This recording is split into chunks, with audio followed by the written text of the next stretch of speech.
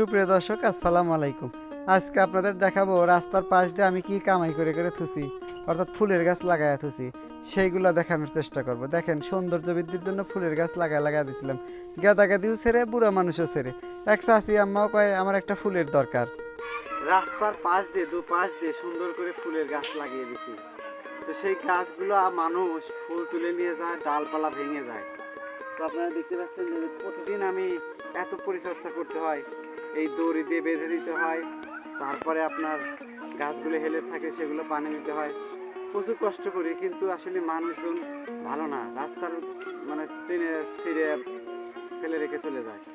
তো আপনাদেরকে আমার এই যে রাস্তার পাশের যে ফুল, সেগুলো দেখানোর চেষ্টা করছি। ঠিক আছে, চাষিরে কইলাম, চাষি ফুল দিয়ে কি করবেন? কয় মেলা শখ পো। চাষির আবার শখ কথা দেখেন।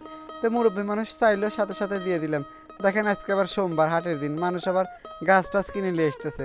তো আমি রাস্তার দুপাশ দিয়ে কিন্তু সুন্দর করে লাগিয়ে দিছি, কত সুন্দর ফুল ফুটে ফুটে রয়েছে।